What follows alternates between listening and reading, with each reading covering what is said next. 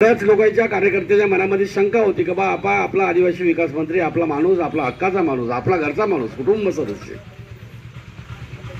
आपल्या गावचा जावई मुलगा हा पालकमंत्री होणार आहे अशा मनात तुमच्या कल्पना होत्या.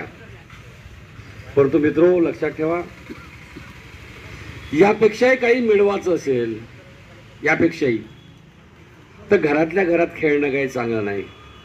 आतापर्यंत एका जिल्ह्यातलं राजकारण करू, आता तुमचा हक्काचा माणूस, निरगुडी नदीचा पाणी पिलेला माणूस, कुठलं पाणी पिलं? निरगुडी नदीचं पाणी पिलेला माणूस, या वणी तालुक्यातला जन्म झाला, शिक्षण झालं असा माणूस 2-2 जिल्ह्याचं नेतृत्व करते. हे तुमचं सर्वांचं भाग्य आहे. माझं भाग्य नाही, तुमचं भाग्य. तुम्ही निर्माण केलेला कारण वणीचा माणूस म्हणल्यानंतर कुठे फेकला तरी कमी येत नाही.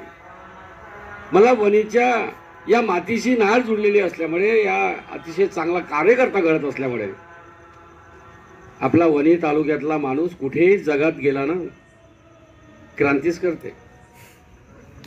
कुठे गेला तर क्रांती करते, कुठेच कमी पडत नाही. आठवत असेल की 1991 ला जिजामाता महाविद्यालय बुलढाणा येथे लेक्चरर म्हणून लागलो, सिनियर कॉलेजचा. आणि लेक्चरर म्हणून लागल्यानंतर माझा तिथं नातेवाईक नाही, माझं गाव नाही, माझी सासूरवाडी नाही, असं काही नसताना सुद्धा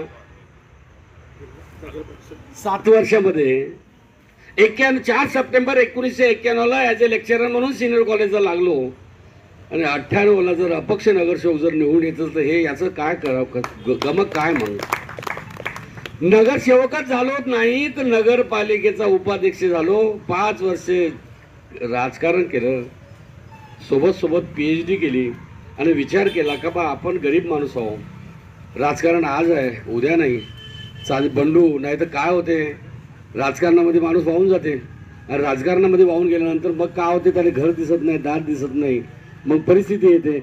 मग अशा परिस्थितीमध्ये मग हातातून जेव्हा सत्ता जाते तर ते काहीच नाही. मग विचार केला, आपण सर्वसाधारण कुटुंबातला व्यक्ती जर कदाचित आपण PhD केली नाही, हे नगरसेवक 5 वर्षाचं पद आहे, आणि भविष्यात मला जर प्राचार्य व्हायचं असेल सिनियर कॉलेजचं, LT कॉलेज सारख्या महाविद्यालयाचं प्राचार्य व्हायसाठी PhD पाहिजे. मग मी लक्ष केंद्रित केलं का आपण PhD केली पाहिजे, संशोधन केलं पाहिजे.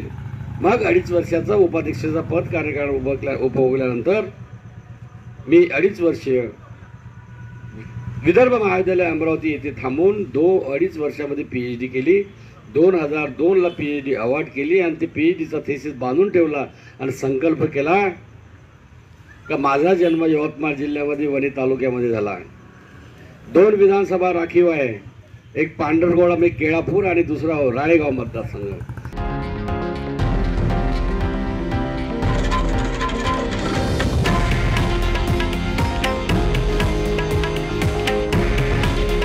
हे आहे देशातील नंबर 1 न्यूज नेटवर्क आणि आपण पाहत आहात TV9 मराठी. काळजी तुमची, हित महाराष्ट्राचं.